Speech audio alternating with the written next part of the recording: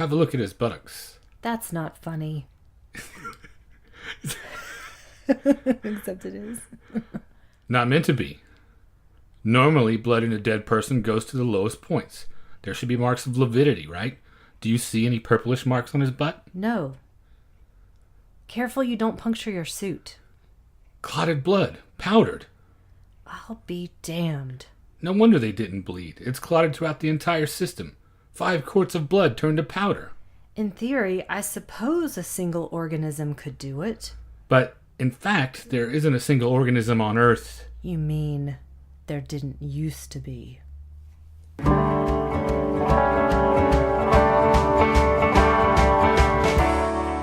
Welcome to the Magic Lantern Podcast, an ongoing informal discussion of the films we love and the things we love about them. I am Erica Long. And I am Cole Rolane. Each episode of the Magic Lantern will be devoted to one film that we alternately select, and we will discuss why it is significant to us.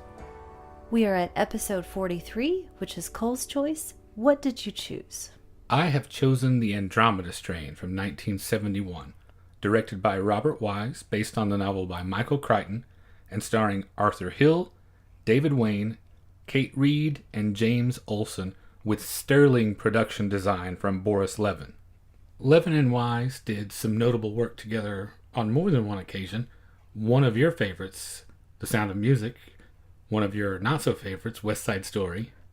True and true. And a couple of others that are really big favorites of ours, including Anatomy of a Murder and The Last Waltz. Do you want me to get into The Last Waltz right now? No. Though? No. Okay. But it's a good enough excuse as any to talk about music credits for this. I want to point out the music and what I think of as the soundscape for this. It's pretty phenomenal. The music is credited to Gil Malay, and I was looking back through his hundreds of credits on IMDb, and I've seen probably most of them because it was a ton of TV and TV movies from the 80s that I think I watched every single one of them when I was a kid. I don't know if he's also key in the sound design. I'm just going to throw his name out there, but whomever created it, it's stellar work. Oddly enough, though, I forget every time until I watch this that Robert Wise directed it. It seems like such an odd thing within his body of work, at least to me. Am I way off base on that one? I don't know. I think of his body of work as really varied, and to me it bears a lot of the hallmarks of his stuff in that it is very meticulous. True. Great point. Well, The Andromeda Strain is about a team of 4 scientists who are sequestered in a multi-level laboratory hidden beneath the desert, who are investigating a deadly organism of extraterrestrial origin, and the clock is ticking. Now, I don't know if we've mentioned it too much on the show so far, but you love disaster movies. I do.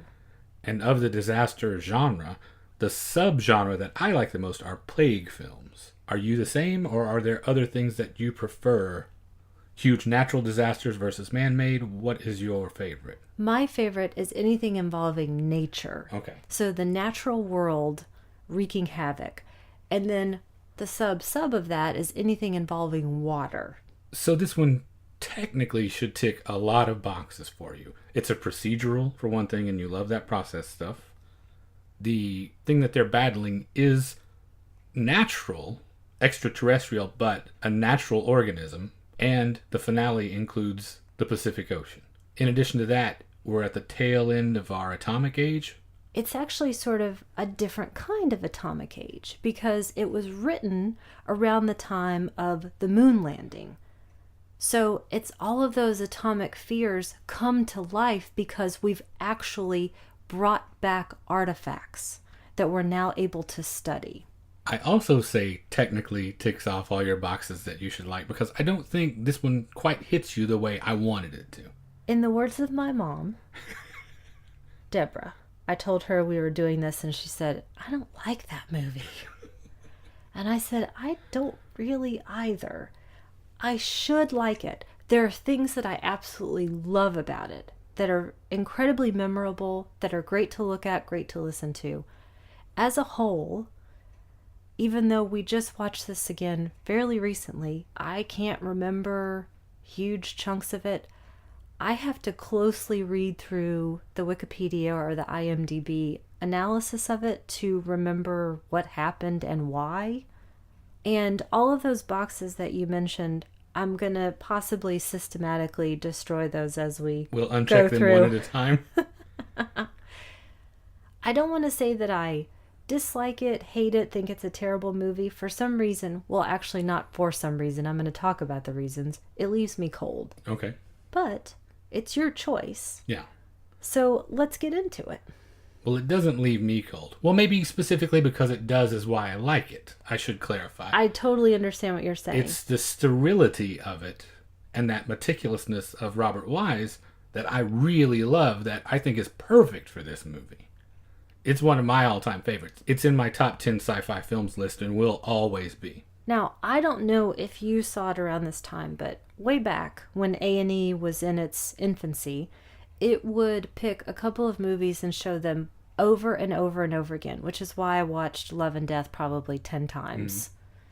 This was one of those, and I still didn't get around to it then. And you would have thought I would have, and I just kept avoiding it. Also, like the other one that they showed, which was Apples Aren't the Only Fruit. They had a odd selection of things they had the rights to show. Well, I guarantee I was sitting down watching it every time. And I love it right off the bat because it starts by telling one of my favorite lies. This is a true story. To immediately make you uncomfortable and afraid. And it establishes that with very specific detail. So I'm right there with you. I'm in.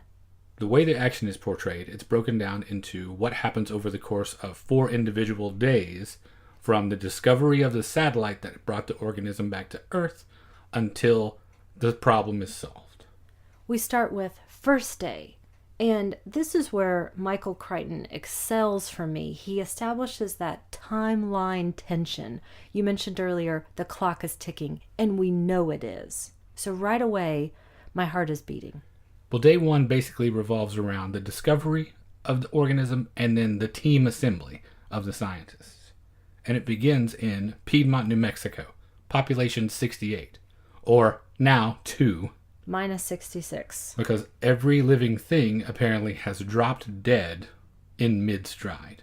I talked about the soundscape before, and we are introduced to this new world with music that sounds like a teletype fuzzed into fear to me. That's what it recalls to my mind. And the thing that I love most about this intro is that we constantly have objects talking to us, not people. We have the human voices through these objects. So immediately you feel disconnected from the outside world. We're all locked in these closed rooms, separate from each other. Another thing of interest in this establishment of the world is the use of a lot of tight close-ups or two shots that, to me, don't suggest that there is a body outside of what's happening in the moment. And it also seems like people are really interchangeable. Well, you said a couple of things in there that I think I want to expand upon that I really enjoyed about this. When Robert Wise started his career, he started as a very young man in the sound and music editing department at RKO. And I think that really shows up here at the very beginning, especially. At first I wondered, did he have a huge, long career in radio a la Orson Welles because of his skill with his stuff? But then I realized, no, his first assignments were working on film and not radio. But you could have fooled me because, like you said, you are hearing things coming from objects and not people, and how it provides you with this disconnected feeling. And my favorite thing that illustrates that in this opening, when we experience the 2 soldiers who are recovering the satellite, shout out to your favorite Counting Crows record. It is, actually. It's still missing. It's somewhere in another state, anyway. You hear them find it. You don't actually see them encounter the object. You don't actually see what happens to them. You hear it broadcast over the speaker as they are transmitting from their van. And it is 10 times more terrifying because everything that's happening is left to our imagination. And you are absolutely right about the score/sound design in this opening section. You know how much I love noise. I could just sit and listen to feedback and static. It's my favorite thing. It soothes me, and I love the opening of this film. or actually throughout the film. It's really special. Those are all the sounds we hear, all of this dissonance and static and electricity. It's one of a number of reasons why I really like it. So something has gone terribly wrong. And from here, we launch into the sequence where they are assembling our team of scientists, starting with Dr. Stone. Dr. Stone is played by Arthur Hill. I have a very special connection to Arthur Hill. Let me guess. Go ahead. Murder, She Wrote. Set in Cabot's Cove. Haha, call back to the last episode. He was in the pilot episode of Murder, She Wrote. He actually comes back later, but I'll save that for my Murder, She Wrote podcast whenever I get that off the ground. Dr. Stone is in the middle of a party. A society do. Definitely. His wife is the daughter of a senator, so we're talking about... Connected. Yeah, high-level people. He is pretty unceremoniously taken from the party. He clearly understands, though, that something very serious has happened, because he gets in with the military folks, no questions asked. It's obviously very serious because his wife, senator's daughter, like you mentioned, that means nothing to anyone. That is worth nothing in finding out what's going on. She and her father, in this case, most likely have no pull. So this is top secret, classified. They are in communications lockdown. We next go to David Wayne. My favorite. He plays Dr. Charles Dutton. His family life, I think, is a little bit more earthy, a little bit more rural even. It also, I think, has to do with him being of the most advanced age. He's much more settled into his life. He's essentially taken out of retirement for this assignment.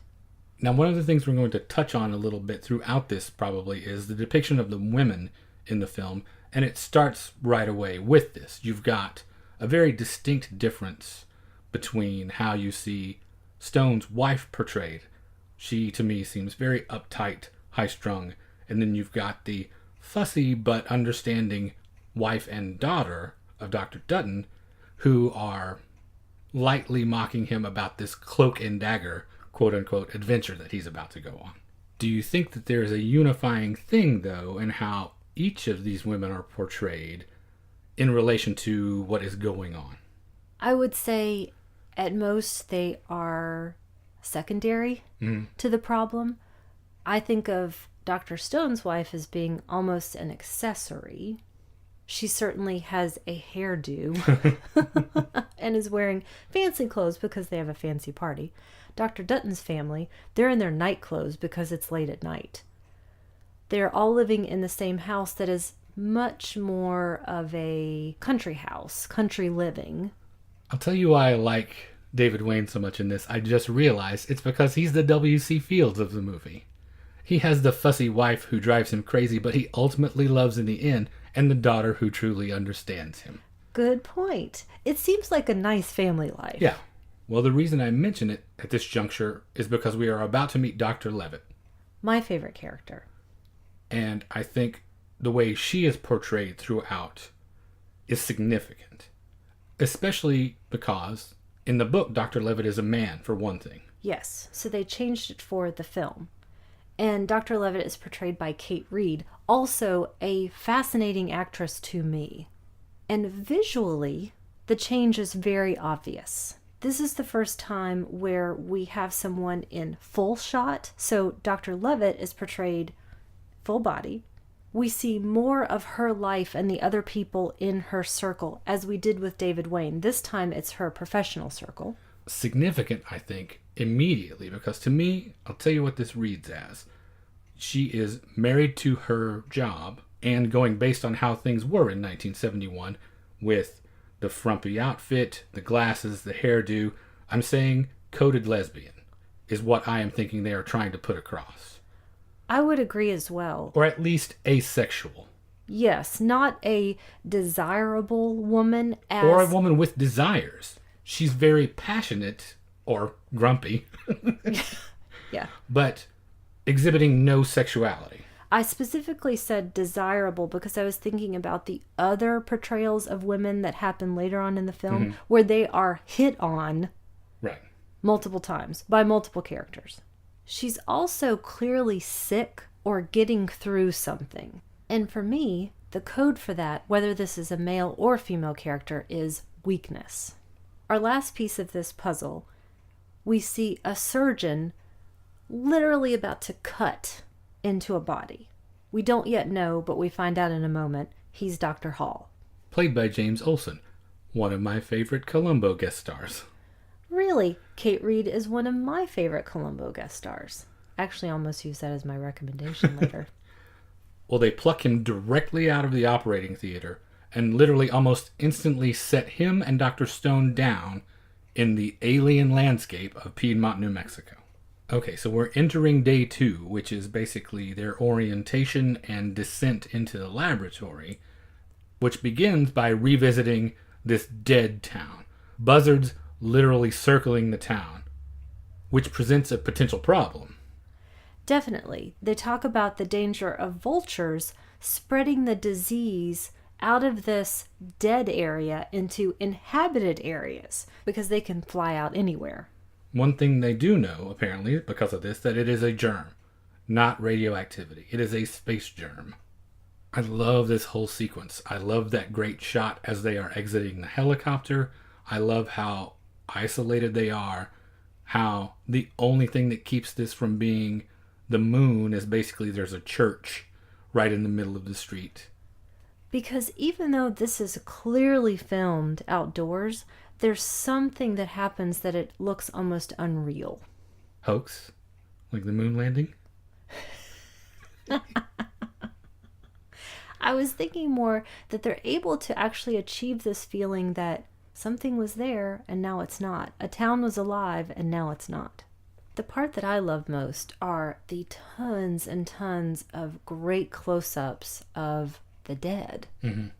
These people essentially died instantly from whatever this catastrophic event was. Eyes are still open. They're still clothed. They're still in the process of doing whatever activity they were doing. Carrying groceries, sitting in the barber chair. There are a few exceptions, however. They do discover a couple of instances where people had enough time to commit suicide. They talk about most died instantly, but a few had time to go quietly nuts. Those, to me, are my favorite, grisly as they are, images in the whole thing. Specifically, the woman hanging in the stairwell. And the cat. Without even seeing her face, I definitely get exactly that point that they're trying to put across, that whatever has happened to everyone has inspired true madness and despair in the few that were left behind. So as they go around town in search of this satellite, we see these wonderful split-screen shots and panels. It sort of feels like comic book panels to me. And I like the way it forces me to simultaneously consider a lot of things all at one time. And again, right here, we have another instance of the depiction of women being different. As you go throughout the town and you come upon all these corpses, the one it lingers on the longest is the girl who is naked from the waist up with her little peace medallion. Is that the film's male gaze, or do you think that it is specifically trying to put across that Hall is the one who is looking at her longer? Because there are a couple of instances where I think it definitely stresses, don't forget, Hall is a heterosexual bachelor. I don't know the answer to that. There are several instances, as you mentioned, continuously, where he adopts this, to me, gross role of almost to the point of sleaziness. However, it is implicitly understood and reinforced by other characters, so if everyone's in on it, it's not sleazy, at least according to them, I think. According to 1971 rules. Yes. So I don't know if it's his or the film's. Is there a difference? To me, I read it as specifically them trying to tell us something about him. And coincidentally, they get to show you a naked woman a little bit longer than everyone else. I think one of the things that puts people off, maybe, who are coming to this trying to enjoy it as a more standard sci-fi thriller, is just how much time it takes. It is very patient throughout the film, but especially in this opening section, they spend a lot of time quietly isolated, just walking around looking at things here. And that's the thing I love about it. I feel like it came in the wake of 2001, where there was a shift from rocket ships and atomic monsters to more realistic environments, humans being human, just happens to be in space. And I don't think this could have been made, or at least done as well, if not for the significant success of 2001. Quite literally, the connection between the two is with Douglas Trumbull, who did the special effects for both of those films. I also enjoy the time and detail that it invests. I just wish the ending was delivered with that much care. Well, where it ticks certain boxes for you, it ticks the slow cinema box for me, which is a big plus in my book.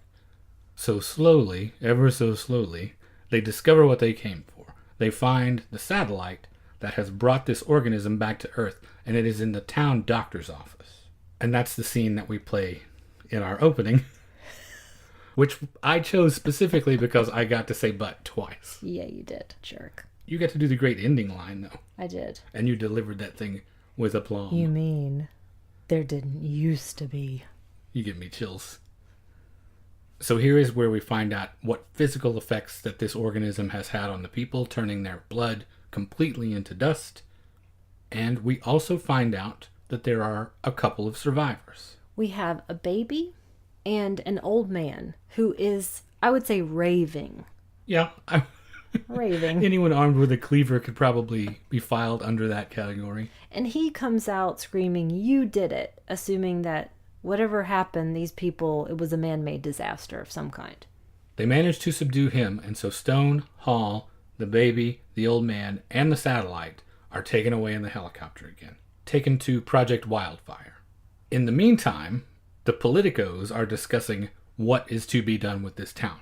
Dr. Stone, who is clearly the person in charge of this team, and he's the one who has created this solution for this potential problem, as you do at this level, thinking through all of these scenarios and what would we do in preparation, in readiness always for the worst to happen. Dr. Stone suggests that the president has to drop a nuclear bomb on this town before the infection can spread. However, there are a lot of other forces at work here.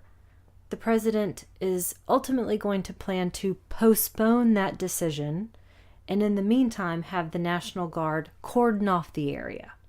The most significant thing for me in this whole exchange is when Dr. Robertson ends the entire conversation by saying it should have been left up to the scientists. And this in concert with the fact that the town doctor was the one who unleashed this thing sets up this conflict for me about whether or not this movie is actually pro-science or anti-science. Or does it have more to do with the folly of human beings?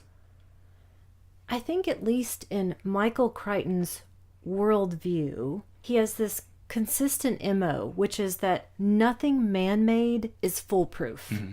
No solution we come up with, nothing that we build, nothing that we create can stand forever. There's always going to be some crack somewhere. I think it's really interesting, though, to see in this exchange between the White House politicos and the team at Wildfire, there are people who are arguing for a politically expedient view, but for the most part, they're actually trying to reason through what is the best way to handle this outside of politics. And the fact that all of the members on our team and the other people who staff Wildfire are technicians or doctors or scientists of some level. So this world is predominantly populated by scientists, by men and women of science. The world that we see in the film. Yes. With only infrequent interjections from outside. And they both get it right and they get it wrong. So I don't think that there's a cut and dried answer. It's also quite startling in this day and age to even hear someone say it should have been left up to the scientists. But anyway.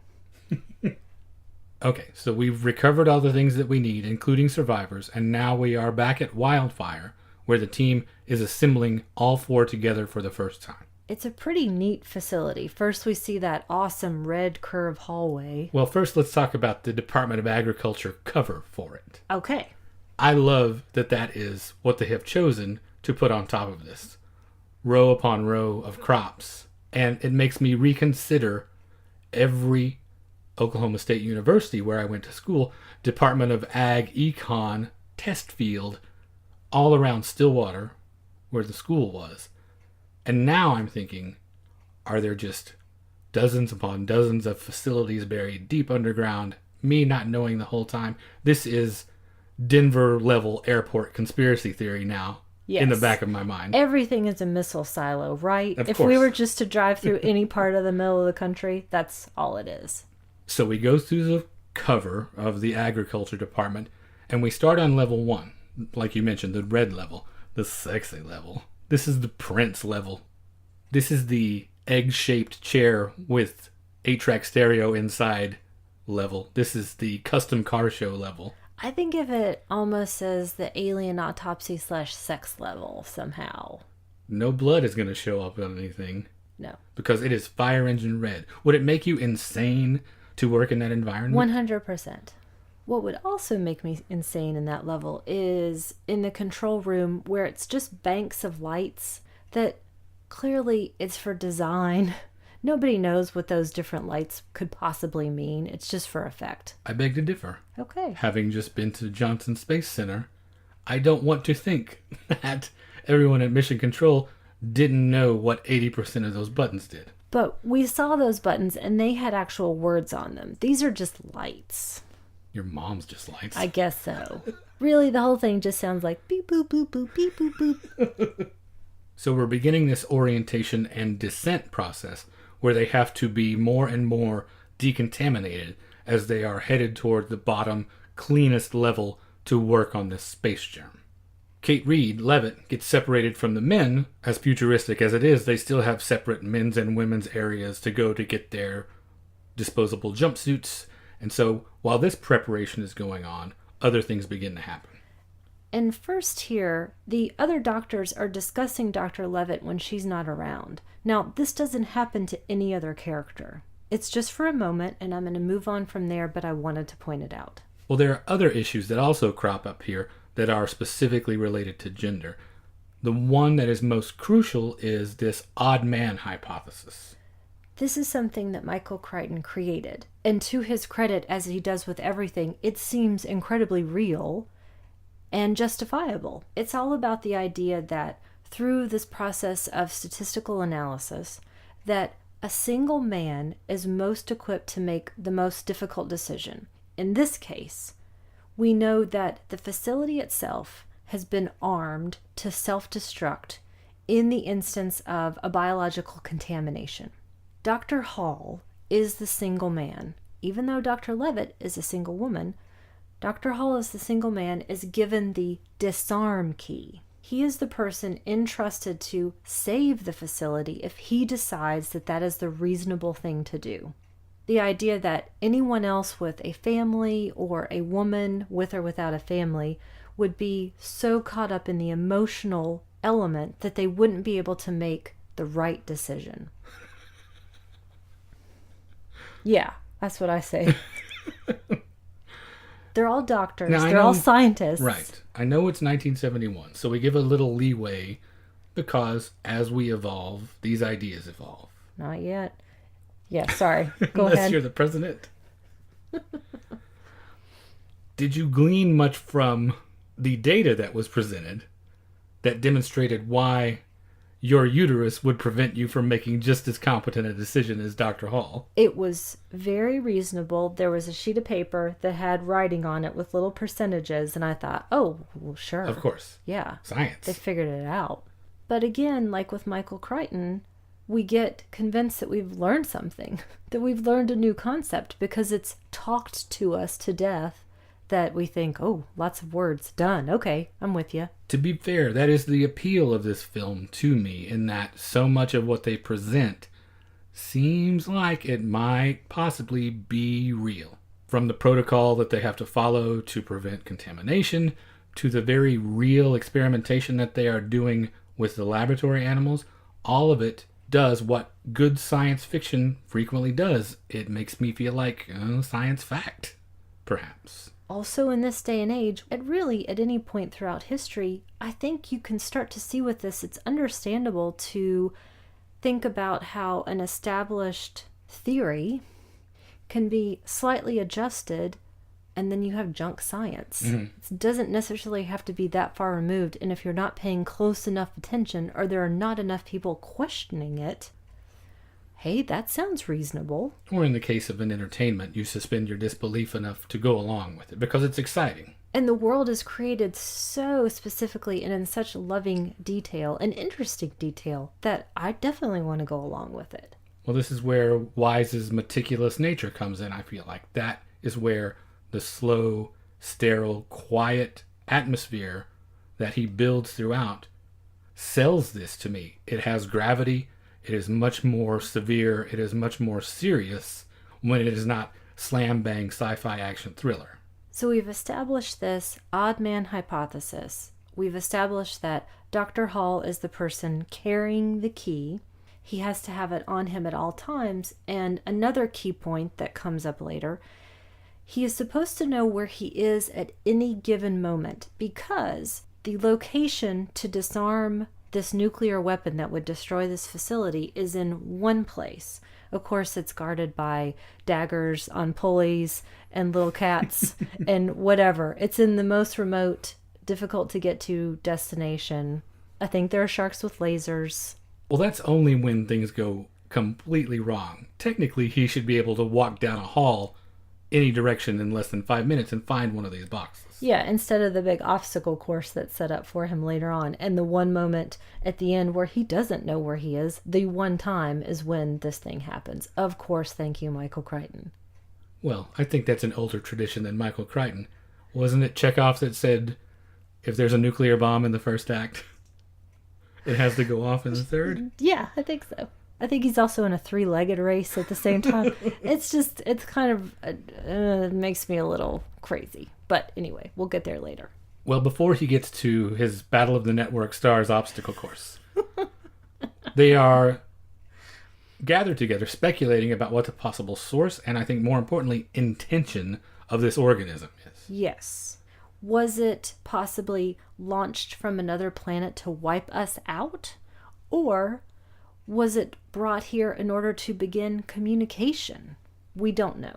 So they have to proceed on through the various decontamination levels. And I know I said level 1, the red sexy level, was the Prince level, but I actually think this next decontamination chamber might be the most Prince.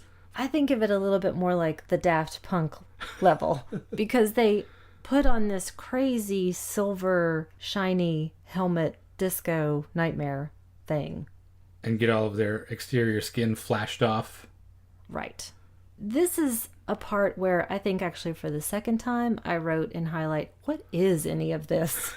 This is when the excessive level of fake science starts to get kind of hokey to me. Look, I'm not saying that this is Los Alamos. I'm saying this is a pretty glam decontamination chamber. And I could be wildly off base because Michael Crichton really did do his research. So maybe you're probably not the fine. Helmet part. You're probably fine. But the explanation and the actual decontamination procedure, that, as far as I know, could have been accurate. He probably exaggerated a little bit. It's probably not a shiny helmet. It's probably a red Zardoz diaper or something, maybe.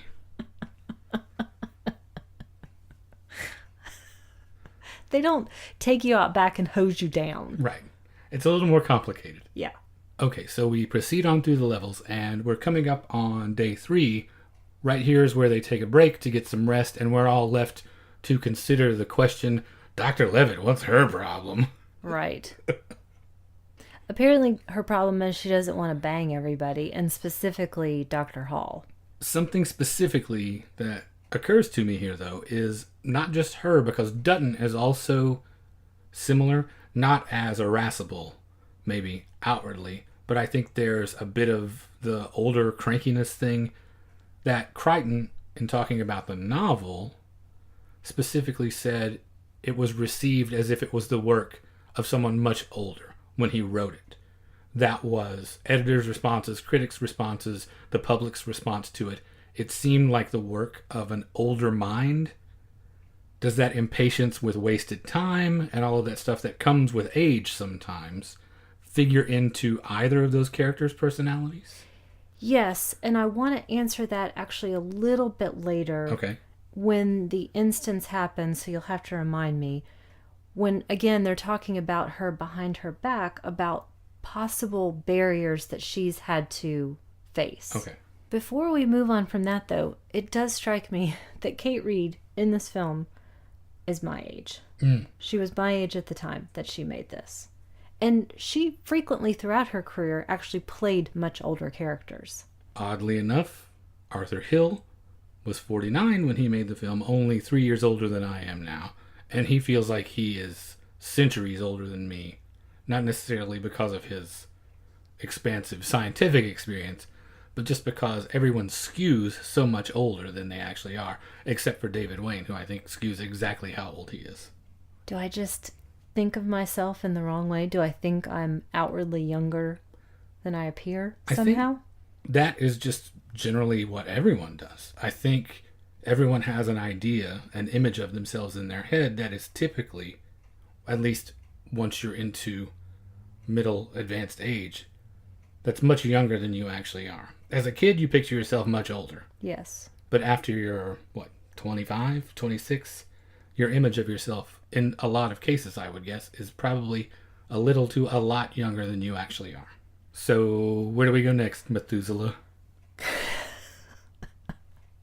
How about the flip side of this gender coin? Okay. Which is... Speaking of, you know that even if I was as old as Arthur Hill, or even beyond that, it just gets into Silver Fox territory. You suck. Yes. And I just feel more like Shirley Booth every day. Thank you. It's going... Jeez. You know I don't think that. That Shirley Booth thing is all on you. That's true. That's true. Nobody's shouting, "Hey, Shirley Booth," to me from the street. I'm getting catcalled as Shirley Booth. What you got going on underneath that apron, Hazel? Hey, Mr. B. That's gonna... Two people are gonna get that joke. Yeah. Anyway, let's get serious. Okay. Can all we right. please? Yes. Okay. Please, Back on sir. track. Speaking of people who need to get serious, Dr. Hall is woken up by a, to his word, luscious voice. Again, voice from a monitor, telling him to wake up. He's trying to hit on the voice. I would definitely prefer him to be serious. The stakes are fairly high. The stakes are nuclear at this point. Why are you trying to get off with the voice right now? I do very specifically think that that is something that they are trying to remind us of. Like I mentioned when he is lingering on the topless dead body that they find. Because they do, in a couple of instances, show the male scientists nude together while they are going through this decontamination process. I really do think that they are trying to remind a mainstream audience, don't forget, red-blooded American hero. I don't think it's as crucial to the development of the character as it is to basic signals that they are trying to send the audience. I totally agree with you. There's no subtext to it. It is an established fact that this is the way the world works. And we're supposed to be on this guy's side. There's no debate about any of this. This is just life. And that's why it is annoying to me. Is it doubly annoying because we most often see him contrasted with Dr. Stone, who is highly organized, very serious, and has no time for these sorts of games? Yes, and everyone else is actually trying to actively seek the solution as quickly as possible and stay on task, and he's just getting his dick out all over the place. Or trying to. Part of what they're trying to achieve, though, is to remind us that it is humanity that is what is worth saving. Because he's the one that fights most for the dignity of the baby and the old man. He is the one that insists that they remember these are not subjects, these are patients, these are other human beings, these are not things just to be experimented upon. So it's not all Plato's retreat. Well, it's more stuff I can put my dig into, is what he's thinking. No, I'm not disagreeing with you. It's the real world constantly tapping at the door that this is the way things are. This is what I'm supposed to go along with. And later, when we have the nurse character, this is what I put up with every single day. Mm-hmm. Trying to save the world here. Yeah. Literally. And if I was wearing a shorter skirt, somehow somebody would be happier. Right. And literally putting their hand up it. Yes. So kidding aside, they are actively working on this problem. Right. they are actively working to diagnose how exactly the patients are alive. They're going to be using this glove box technology. That's when you put your hands into the safe facility, which is on the other side of the glass wall, in order to work on this thing in the capsule. And we've got tests happening on animals. Mm-hmm. So here's where I have a question. I don't even know if you have the answer. I certainly don't. I was really curious because this film carries that standard line at the end about no animals were harmed during the making of this film. We, though, see tests happening on mice and a monkey where they're clearly killed. The important point in the film is we learn that this germ is still alive and airborne. So my question is, how do they earn that statement without killing the monkey? Because it looks as though the monkey dies. I can't imagine that the monkey is that good of an actor. No, the monkey is not that good of an actor. And they did have officials from the ASPCA on the set during the filming of these sequences. What they did was they flooded the area with carbon dioxide. The animals are in a glass cage that's being pumped full of fresh oxygen. When they open the cage, it's overcome by the carbon dioxide. And immediately off screen, the AD in a scuba suit was standing there with oxygen to give to the animals. Wow, okay. Like you said, it's chilling. It's terrifying to watch because they are going through death throes. They are shuddering and falling over, and it is not in any way an act. I don't know that they could still get away with stamping it that way now, but in 1971, you could, with the ASPCA standing right beside you, deprive the animal of oxygen and then resuscitate it. I think the other thing that makes that sequence with the rhesus monkey so terrifying is that it being in the isolation chamber, it makes no sound. It all happens to what is to you complete silence. And it feels even more helpless because you do not hear a single thing. Okay, so they continue with all this analysis. They are trying to determine origin and growth rate and what this thing responds to. They're putting it through all of these tests. Everything is in the computer. And everyone is still behaving according to type. You've got Dr. Hall doing his I love the personal touch thing. Dr. Stone doing his tightly controlled and organized thing. Levitt still chafing against the establishment, butting up against the rules. And you've got Dutton, who is somewhat isolated from the group, working, to my mind, like a cranky old man would, wanting to be left alone and just get his stuff done. And Dr. Levitt and Dr. Stone are working together, and there's a bit of our first breakthrough, which is that they see, after laborious analysis, there are little flecks of green in this gray object. So obviously there's some different piece of matter, which is maybe our object. They've been trying to isolate this thing, because if you isolate it, you can test it. Now here's a moment that is infuriating to me. Okay. Dr. Levitt, as you mentioned, is chafing against these rules. I think she wants to move a little bit more quickly or make some assumptions in order to move the work forward, rely on the input that they have. And Dr. Stone thumps her on the head and talks about this thing, your brain, is the best computer. Now, if someone thumped you on the head for any reason, I think you would punch them in the face. As I would. You would be the only person I would let do that. And even if you were doing it in that condescending context, we would have a problem. To me, he does it because she's a woman. He would not do it to a man. None of the male characters would receive that treatment. I think.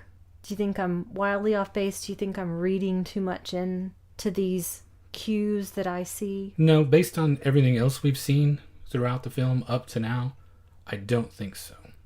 The only other time I can think of it happening is on a Chappelle Show skit. And you audibly hear the audience gasp when that character does it. That's how much of a violation it feels like. Yeah.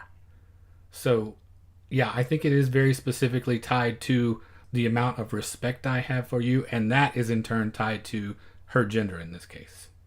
Now, this is set up to take place over 4 days. Does it seem like 4 days is enough time to thwart a potential global catastrophe?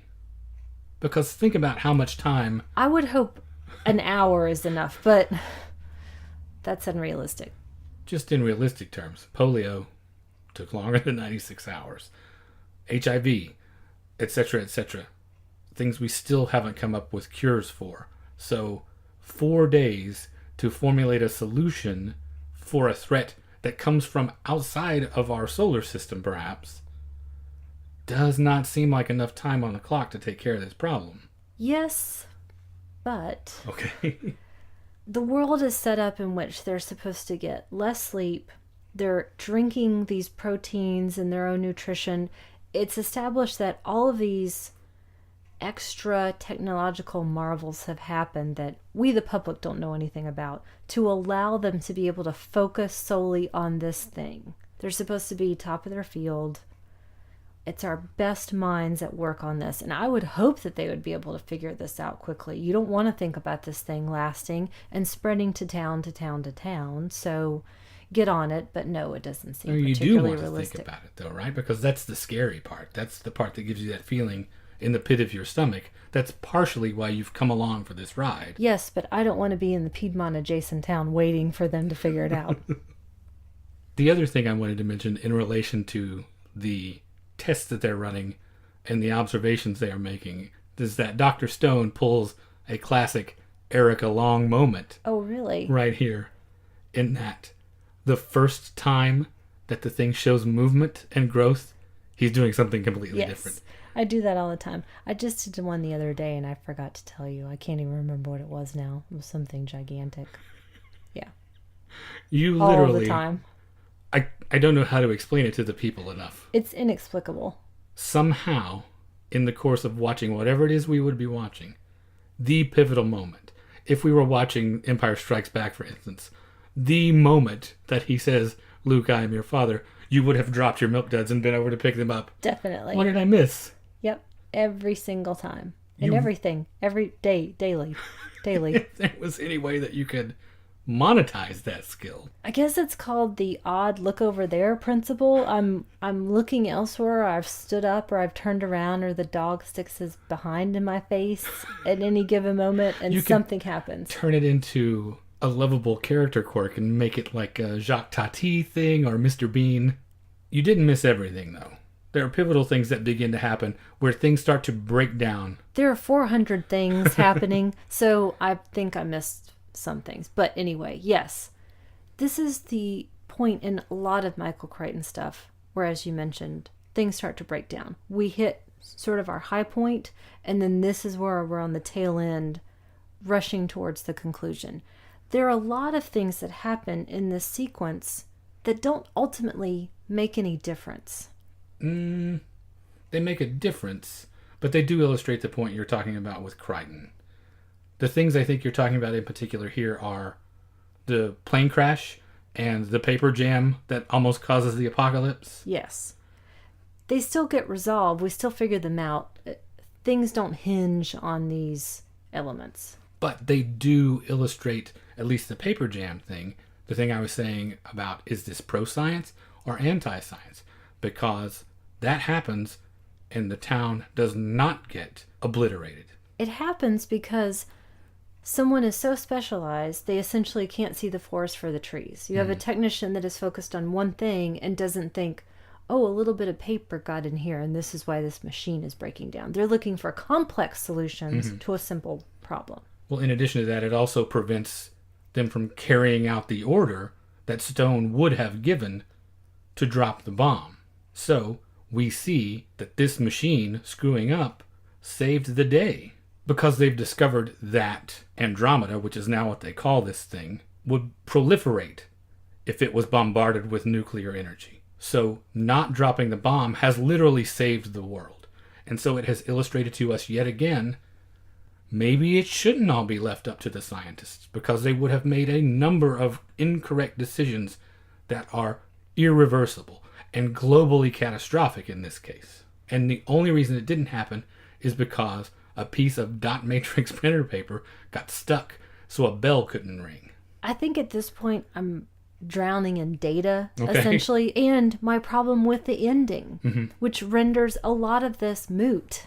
I do love the movie, but you are right. The ending is the one thing that lets me down. Fortunately, it only takes 2 minutes. And I still get to enjoy all of that serene isolation and the beautiful production design for an hour and 50 minutes up until then. But you're right. The ending drops the ball for me too. It's like the first 2 Harry Potter books where Harry wakes up and finds out how everything's gotten saved.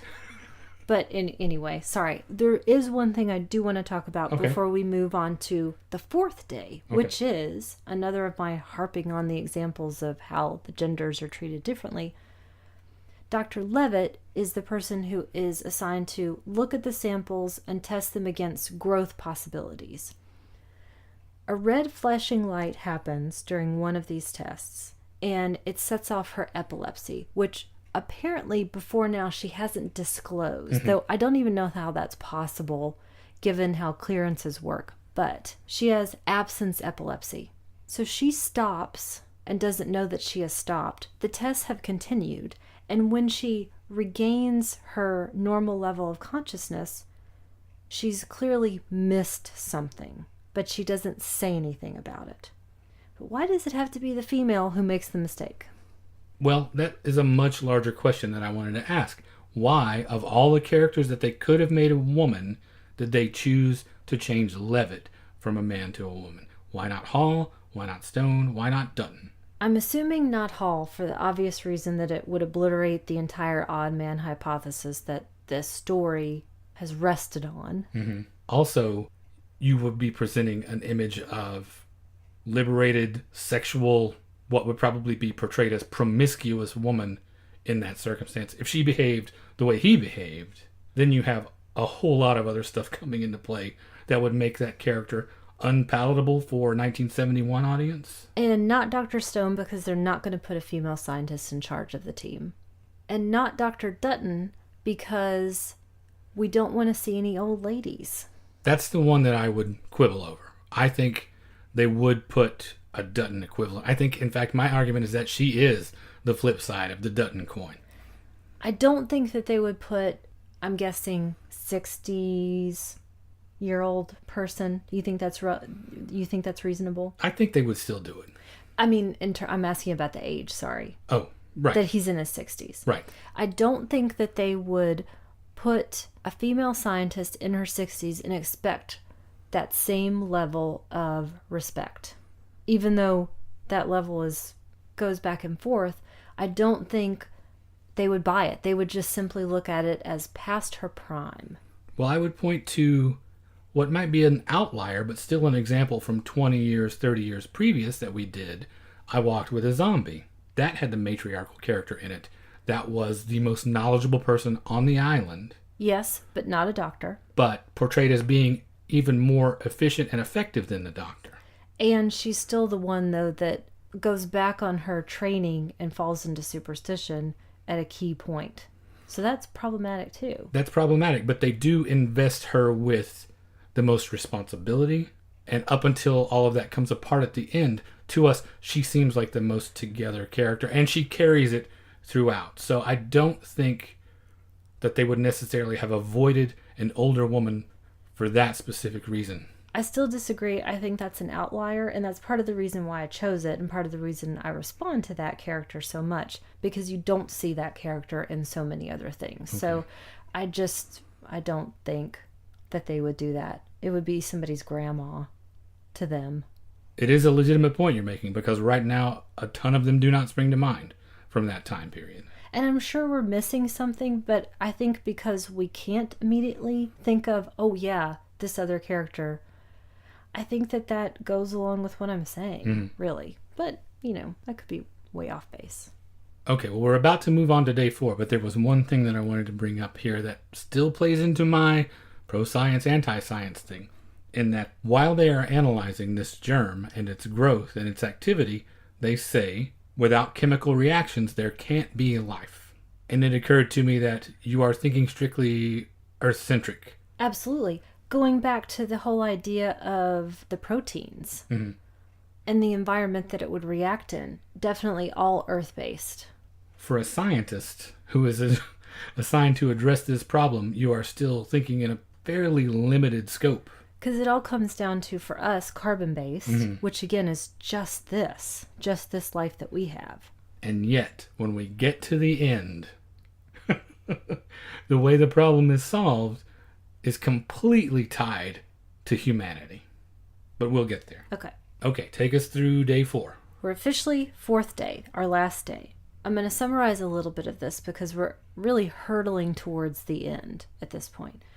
Would you say, though, that this movie hurdles at any point? I guess in the sequence when he is trying to disarm the bomb. They hurtle for 5 seconds and then we're done. Okay. But no. Up until then, the big issues are questioning Dr. Levitt's no-growth result. They decide to question that. They don't take her word for it.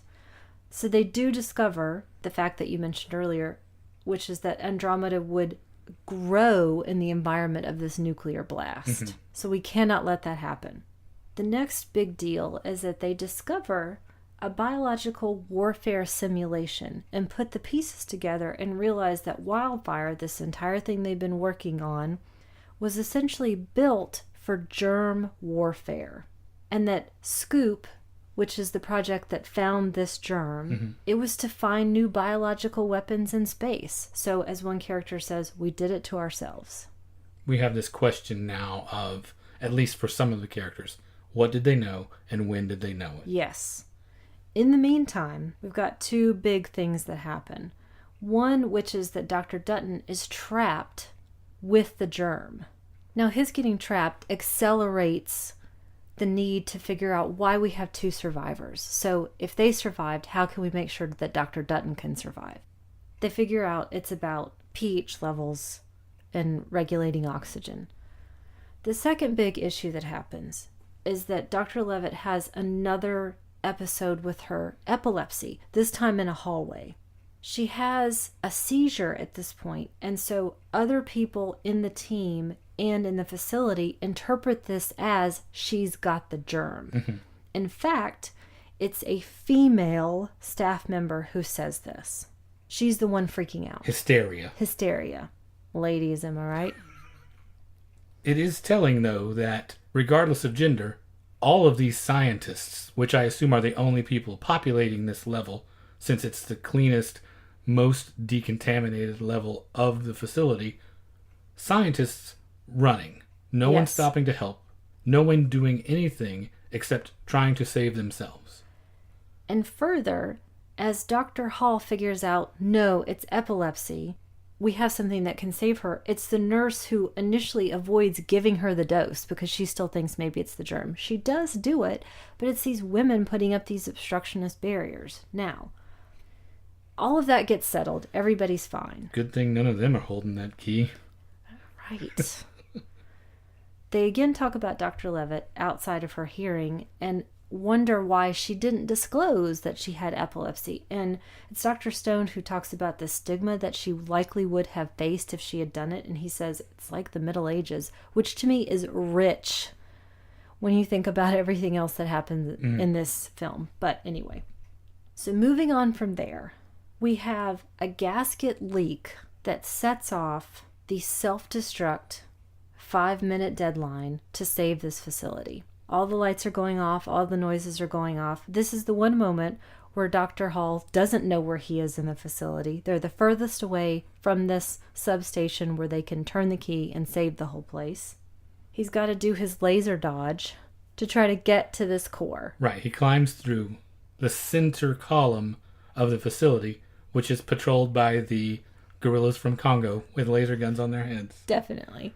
Sharks with opposable thumbs are chasing him at the same time. Who knows? Everything is out to get him, to stop him from getting to the core. But surprise, he's supposed to be the odd man. All of this is completely undercut because he has to be told to go do the key. There's no decision that has to be made. They know what the right decision is. All of them do. So he never actually has to employ that single man superlative reasoning in order to decide to save everybody because it's a given. That's all dashed out the window. He does turn the key with 8 seconds to spare. Do you want to describe what the final solution for Andromeda is? Which comes upon us almost immediately once we get to this section. And like the Harry Potter early books analogy, it's told to us. Yes. Hall wakes up from his laser coma to discover that Andromeda has proliferated in the atmosphere, drifted out, mutated, fallen into the Pacific Ocean, where it has been neutralized by salt water. The end. The end. pH, save the day. It was extremely unsatisfying for me. Yeah. Yeah. The only thing that I enjoy about it is the fact that it is salt water that does it, because of the extended metaphor that humanity in general is what defeats the thing. Because salt water is essentially the exact same chemical composition as the human body. And so therefore, I like that idea. I don't like how they implement it necessarily. I don't like how pat it is, but I do like the image that the essence of humanity is what was able to defeat the thing, regardless of our scientific knowledge, regardless of all the things that we went through. The thing you mentioned about Crichton, that how ultimately the man-made things are going to fail, and it is our nature that won rather than our toil, rather than our wisdom. I like that part of it. Something about that appeals to me. I agree and disagree. I didn't think about the extended metaphor about the salinity of our body. I was thinking more that it's nature that saves the day. Mm-hmm. They didn't drop it into a man-made pole. Well, that's where we came from. We crawled out of that. True.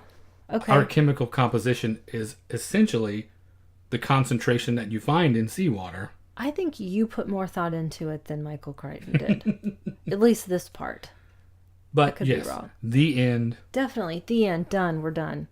But not quite. Because Dr. Stone is meeting with the officials in Washington, and he gets to put that last, the end question mark. Mm-hmm. We know other forms of life exist. What do we do? Indeed. What do we do? Okay, so we're at the end. We've gone through all of this. I think you were saying you were unticking boxes as you went. What about it that you should have liked got undone? This is from the New York Times about the works of Michael Crichton. Okay. These books thrive on yarn spinning, but they also take immense delight in the inner workings of things as opposed to people, women especially. Mm-hmm. It ultimately really bothers me to get so invested in the process and have that completely undercut. Mm-hmm. For example, he excels at making a very big deal about structure or some very specific thesis, like the odd man theory in this, or like chaos theory in the book Jurassic Park. Okay. And it makes for a lot of tension and adherence to the timeline, which I enjoy. And then it just gets jettisoned in the final act. So ultimately it makes me feel like, why was I on this tightrope in the first place? What was it all for? I'm thinking about the things that both of us enjoy, the slowness and the attention to technical detail. I would prefer if we just removed all dialogue. That's interesting, actually, that you say that. I want the visuals and the sound. I hadn't thought about that as a potential, but you could do this thing with no dialogue at all. And to me, at least, that would be fascinating. Agreed. That's why I wrote it down. Yeah. And if we took You're out Dr. Hall. You're a genius. I want to read one last excerpt. Okay. This was from the New York Times review of the film at the time. Okay. This is a little bit long, so bear with me. Is this Bosley Crowther? No. Crichton put his novel together as if from a collection of note cards, a story outline beefed up with a lot of semi-scientific data. Wise preserves the impoverished positivism of Crichton's method, even to dividing his screen in a dull bid for informational range. I disagree with that part. But necessarily assigns most of it to his actors. The result is that, except for an odd 30 seconds here and there for individualization, not characterization, everybody delivers exposition right up to and through the last lines of the film. Mm-hmm. That's why I'm thinking, cut the dialogue. It is exposition heavy. And prior to you saying that, I would have said, and it has to be. But now I'm thinking of a really fun experimental version of this, which is completely free of exposition. You're welcome. Well, I was thinking about, speaking of, when it was released and the response to it, nothing is made in a vacuum, obviously.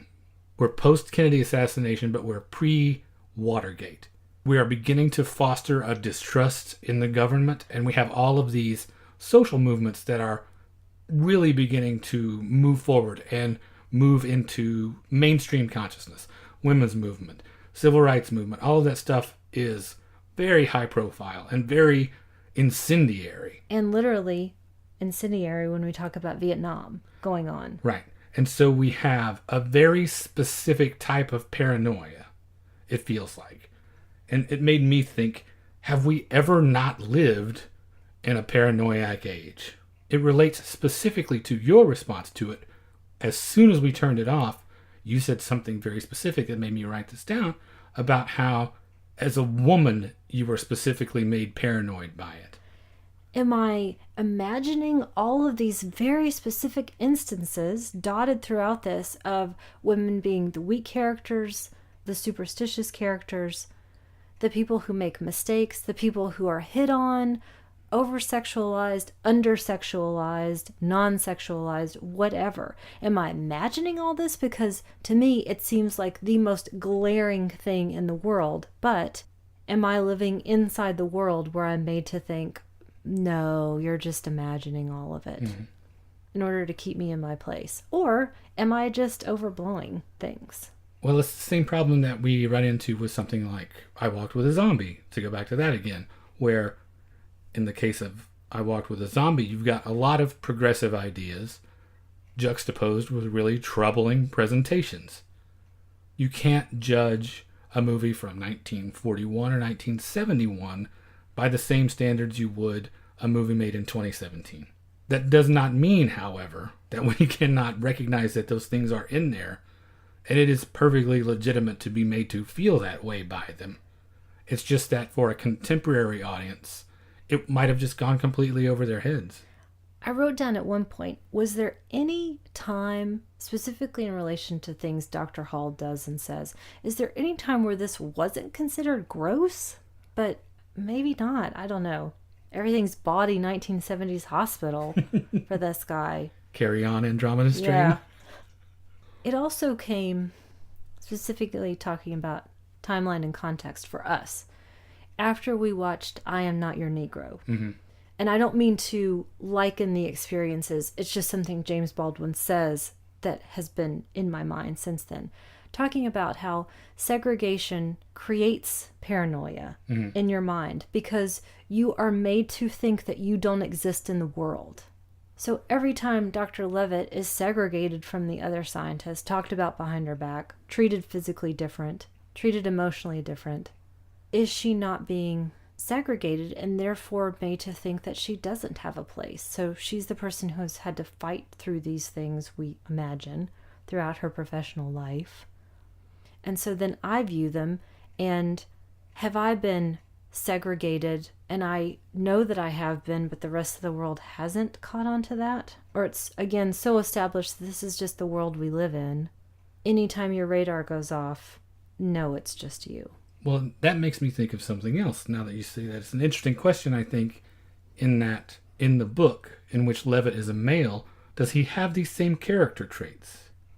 Did they just take that dialogue verbatim and put it into a female character? Because now that you've said all these things about it generates a legitimate paranoia and I'm always trying to figure out where my place is and if I have one, of all the characters who have a right to behave like she does, who have a right to be hostile, no one has earned that more than she has, having gone through all those things. Whereas if they kept the character a male, it just seems like a crank with no motivation now. Yes.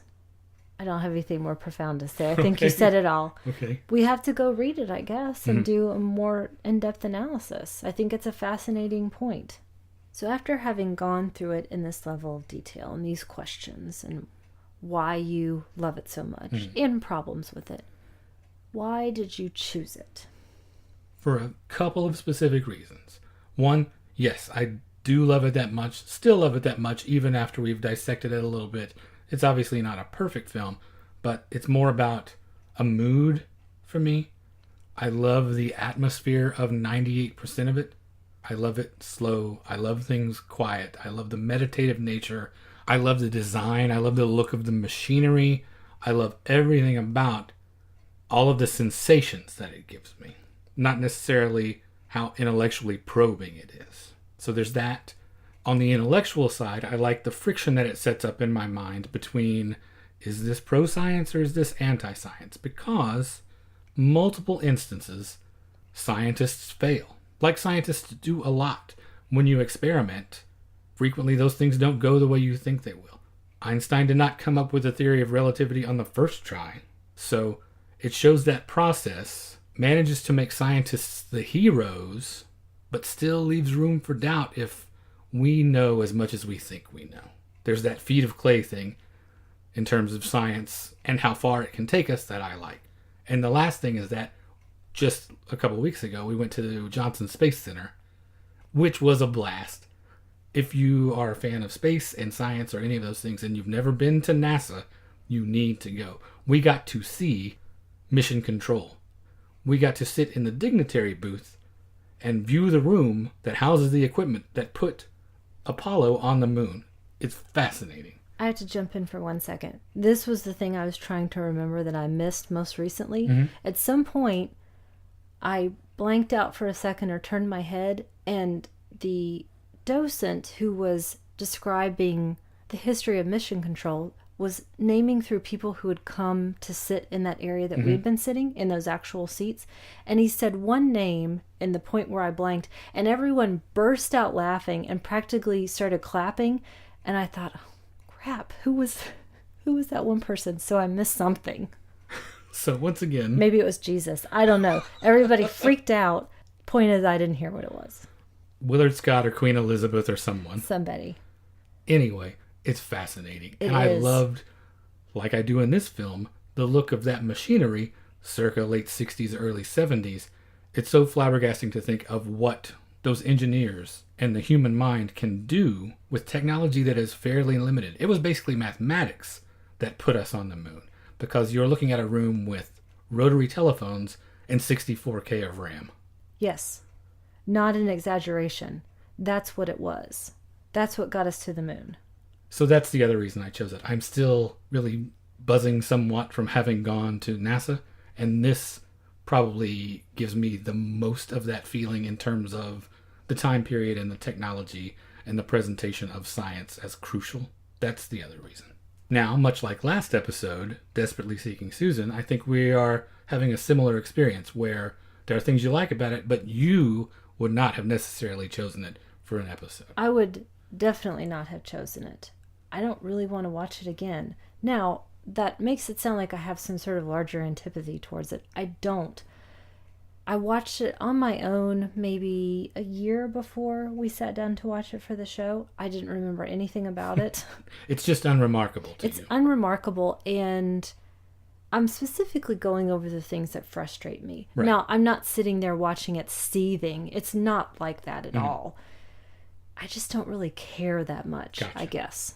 I will say, however, I don't have the white-hot burning hatred of 1,000 suns for anyone in this film like you do for Aidan Quinn.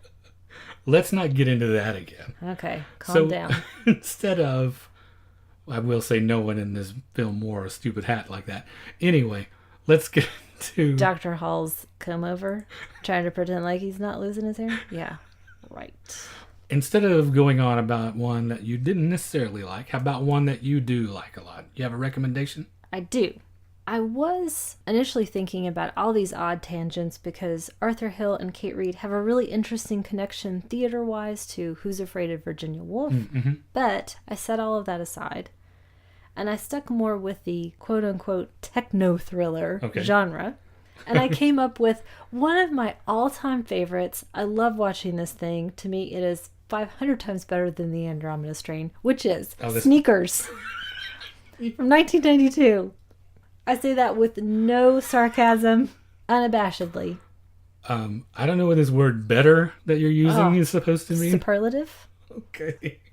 Sneakers. Don't you mean hackers? No, sneakers. Okay. Screw you. Anyway, directed by Phil Alden Robinson, with Robert Redford, Ben Kingsley, River Phoenix, my favorite, Dan Aykroyd, Sidney Poitier, Mary McDonnell, and David Strathairn. This movie has everybody. It does.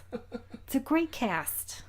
It's about a security pro, haunted and running from his past, who is faced with it when he is tasked to steal or retrieve a very important item. I love this movie when I saw it in the theater multiple times. I love it when you got me the DVD of it because I had it on VHS before. I love it every time I watch it. For me, it is a puzzle that works. Okay. No pat ending, no drops off the table in the last 10 minutes. No, they've got to go through all the steps and earn everything and work together as a team. And it's super fun, and they do Scrabble in it, and River Phoenix is in it. Okay. And I love it. Clearly. I could have chosen the net, I guess. But, okay. Yeah. Yeah, you could have. How about you? I chose another plague movie with a ticking clock. I chose Panic in the Streets from 1950, directed by Elia Kazan, starring Richard Widmark, Paul Douglas, Barbara Bel Geddes, Jack Palance, and Zero Mostel at his sweatiest. I love Zero Mostel so much. Is that his sweatiest? He's pretty sweaty and everything. I don't know. He's pretty sweaty because it's set in New Orleans. True. On the waterfront. It does have to work for him. It takes two of my favorite genres, film noir and the plague film, and crams them together. And it's super tense and exciting. It's about a murder victim that's found on the docks of New Orleans, and it's determined that he is a carrier of pneumonic plague. They have 48 hours, basically, to solve this puzzle and save New Orleans and possibly the world beyond. It's got a great give and take, as you've got two flip sides of the coin. You've got a pair of the bad guys and a pair of the good guys, that their interchanges with each other are really fun, intense. Richard Widmark and Paul Douglas on the health officer, police investigator side, and then Jack Palance and Zero Mostel on the gangster side, not knowing that they are potentially infected. And it's got a final chase sequence through a warehouse and across the wharf that is almost German expressionist in terms of how much shadow and slanted angles and menace there is in every shadow. It makes the best use of location shooting of any film I may have ever seen. It squeezes every ounce of nuance out of New Orleans, and Kazan called it the only perfect film he ever made. And I agree, it's one of my 5-star. We'll eventually get to do an episode about it on here, but for now, in conjunction with this plague film, I recommend Panic in the Streets. We've got Sneakers and Panic in the Streets. Put those together, best weekend of movies you can come up with. And that brings us to the end of episode 43. If you would like to get in touch with us, you can reach us via email at magiclanternpodcast@gmail.com. We are on Facebook and Instagram. Just search for our name in either one of those places. We are on Twitter at lantern_cast. And I just wanted to take a second to say thanks to everyone who has supported the show since the last time. Grandma June, Grindhouse Dave, Travis Trudell, Craig Eastman, and the gentleman at Fuds on Film. They just did a great 2-part retrospective on Miyazaki. And I'm going to specifically go back and listen to my favorite episode of theirs, which is the disaster film episode from last summer. You only like it because your name's in it. No, I like it in addition because of that, but it's the Michael Caine impressions. Okay. That's the best part. Well, if you are a Studio Ghibli fan like we are, you should check out their latest pair of episodes where they go through the catalog of Hayao Miyazaki. It's pretty fun. Doug McCambridge at the podcast Good Times, Great Movies. Brian Sauer, who was kind enough to invite me to do a Film Discoveries of 2016 list that I always love to do. He runs the website Rupert Pupkin Speaks, and you can find that list over there, in addition with tons of other people's super cool lists. It's one of my favorite things on the web. I always learn something from everybody's lists that they put up. It's one of my sources that I go to year in and year out to find out about cool stuff. Eric Parkinson at the podcast This Must Be the Place. Jeff Duncanson, Leanne Kubich, Mike Scharf, and Jane Sankner. Thanks to everybody. We really appreciate you spreading the word about the show. We don't pay for any advertisement, so word of mouth is the only way it gets out there. We are on iTunes, Google Play, Stitcher Radio, or you can find us via just about any podcatcher out there. It's been a while since we've gotten a review, so if you have listened to the show and liked it and would like to go to that trouble, it helps us get in front of more people, and we would certainly appreciate it. I'm going to do one more plug Okay. for my upcoming event. If you're going to be in the Austin area on March 20th, I am the guest programmer for Austin Film Society's History of Television event. I'm programming Murder, She Wrote. This is going to be a super fun night. I think so. So go to Austin Film Society's website to find out more details, including exact time, price, and location. And I hope to see you there. Admission is actually free. Perfect. So you got no excuse. Come and hang out with us and see J.B. Fletcher take a bite out of crime. Is that her slogan? Is that I think so. her catchphrase? Yeah. And finally, you can find all of our episodes, including supplemental material, at our website, magiclanternpodcast.com. And thank you for listening to the Magic Lantern Podcast.